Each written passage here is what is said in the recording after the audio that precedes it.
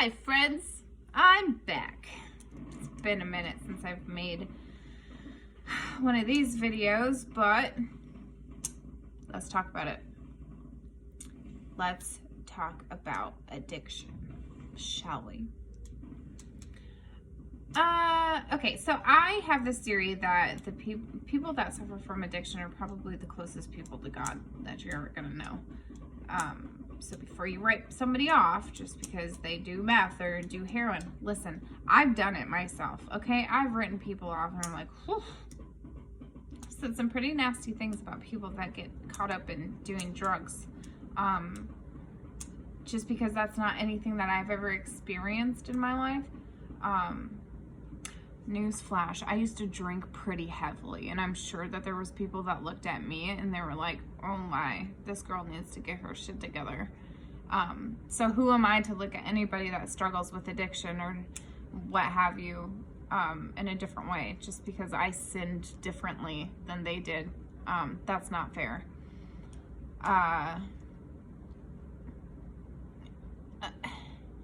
So just thinking about my journey with my drinking and things that I was indulging in to kind of drown out demons and getting sober and starting my journey with God, and it kind of just lifts this veil of seeing how much suffering is in the world. I think it starts out with trauma at an early age. I mean, not really an early age, any age really, just that moment where you're like, why is this happening to me? Why me? What did I do so wrong in this world that all of this has happened to me? Why did I grow up in a household like that? Why did so-and-so do that to me? Why did she break my heart? Or, you know, the list goes on and on and on of how a certain event affects you.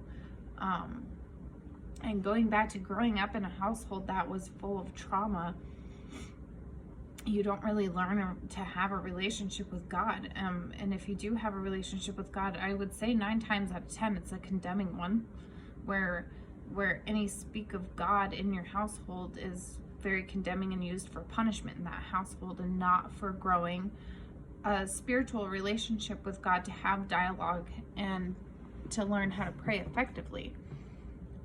So, you know, you get older and older and you think of all these things that have accumulated in your life, or that one big thing hits you and you go take the edge off by doing whatever you do to do that. And you're a part of the world. I was speaking to somebody last week, and I said, you know, when you're drowning your demons with alcohol, you're also drowning out the word of God. I could never hear what God was saying to me when he was trying to get me to stop doing what I was doing. I couldn't hear him, because if you're drowning out one thing that's working inside of you, aka your demons, you're also drowning out the other thing that's trying to work inside of you, which is God. So you're not going to hear him either. And being part of the world can be super fun. Ask anybody about Tequila Tiffany. She's a blast. But that's being part of the world. The difference is that so much hurt sits inside of somebody, and they get to be a part of the world, and they get to experience that just pure flippin' joy for the first time. And so they start seeking that more and more and more and more. And that's when you start drinking more heavily, or you start doing more drugs, or you start doing more of the one drug that you did that gave you that feeling. At the end of the day, you're just seeking joy and peace and not growing up in a world where you learn to have that from God and a sober mind. You continue to chase that. I think that's why you see so many of these recovery stories of people, and I've seen it a lot.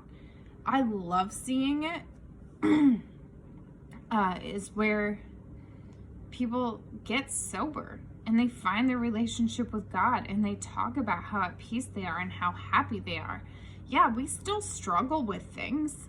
We're also human beings. But I think from day one, those people, God had his hand on them this entire time. And he was just waiting for that sober moment to get through so you could hear him instead of chasing worldly things. So you'd be like, there it is. There's my guy. There's God. So yeah, next time they are not the scum of the earth. They're not bad people. I'd almost be willing to bet that 97.89% of people that have used or are using are probably the people with the biggest hearts you'll ever meet. Things of this world affect them on a deeper level than some other people. And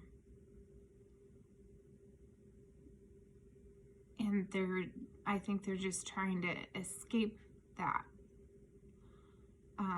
They probably see pain in other people clearer than someone else might.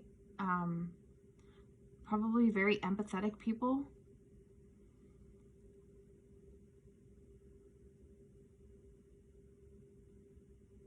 They're just not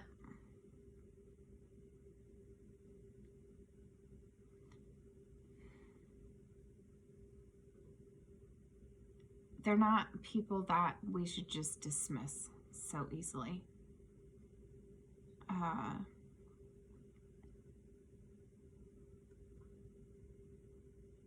Offer help. Try to guide them towards a life with God. I personally can totally understand having to withdraw a relationship with somebody who is in the battle of addiction because of safety concerns. I know me, I just think about my kids and being very careful of who I allow into my life to make sure that they are protected. But that doesn't necessarily mean that I write people off. I just have a certain bandwidth. I will give them contact information. I will reach out to people that I trust to reach out to them, that probably know more about it than I do, to try and guide them in the right direction. And that's all we can do. I can't tell you how many times people were concerned about how much I was drinking, and I just needed one member of my posse to be like, you're fine. There's nothing wrong with you. You can drink dudes under the table, like really talking me up and hyping me up like my drinking was a cool thing, and that's the only person I needed. The 20 other of you that were over here saying that you were concerned about me, thinking that I was drinking excessively, fearful that I was gonna die from drinking too much, yeah, I just need my one hype man to drown all of you out. So if you're in a position where you feel like you're not helping somebody out, you have to understand at the end of the day, that is their decision. The only thing that is going to get through to them is when they have that sober moment and God can speak to them to get them to go where they need to go. So what they need from you is just guiding in the right direction If you're part of a group, AA, NA, whatever, invite them to go. No pressure. And pray for them. Pray that they hear what God's trying to say to them. Pray that God works in their life. Pray, pray, pray, pray, pray, pray, pray. That is all you can do. And you know that too, if you're coming from a standpoint of being recovered from having an addiction. You know that there wasn't anybody on this planet that could have told you to go get help that was going to change your mind. You got to do it for yourself. The court, we've all been there where we've heard the story where somebody says, well, the courts made me come to this class, and then they're back using shortly after. We're not God. The only thing that we can do is talk to God and ask Him to work in their life. And if I'm correct about my theory that these people are God's people, just as much as you and I are, if not more, I don't think you could be more. I don't know. I think he's a waymaker. Totally unrelated. I had this situation where I was like, you know, I've been doing a lot of work on myself. I've come a long way. I think I'm ready to start dating again. So I got on a dating app, prayed about it, and I've never heard no so loud in my life from God. Continuously. Oh my, I tried to dismiss it. I tried to be like, are you sure that's not just me or some fear telling me like this is in my head? Obviously I'm making this up because I have some sort of hesitation about being on a dating website. Nope, this was straight from God. This was, you are not doing this. I have somebody for you, and this is not the way that I am making him approach you. If you do this, you're going to prolong what I'm already working on. And I was like, all right. So I deleted the app shortly after I made it. And then today I was like, how am I don't ever do anything outside of my house. How am I ever going to meet this person? There's no way. There's no way.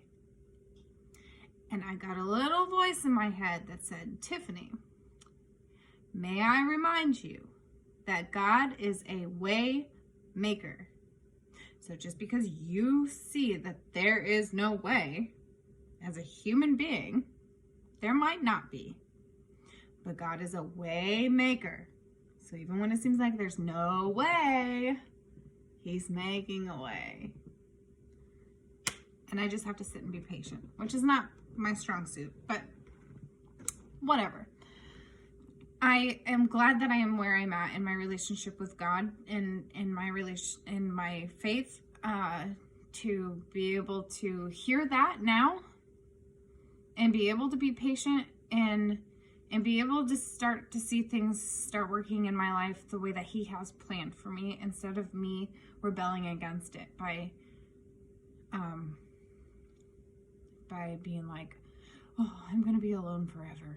I'm going to go on a dating site and then going on these dates and getting drunk and not really getting to know people and just really prolonging my journey. That's on me, bro. Anywho, that's aside from this whole topic. The main focus was addiction, but it's just another example of how God works, and He will make a way. If you continue to pray for that person, keep them on your heart. You have a relationship with God. Seek Him. You might look at that person's life and say, there's no way. But He's here to remind you, me, Adam, John, and Jeffrey that He is a way maker. He will make a way. That's all I have for today's Tiff Talk. Hope you guys are having a good week. As always, if you have any topics you want me to touch on, leave a comment, message me, reach out to me. If you want to speak on this, same thing.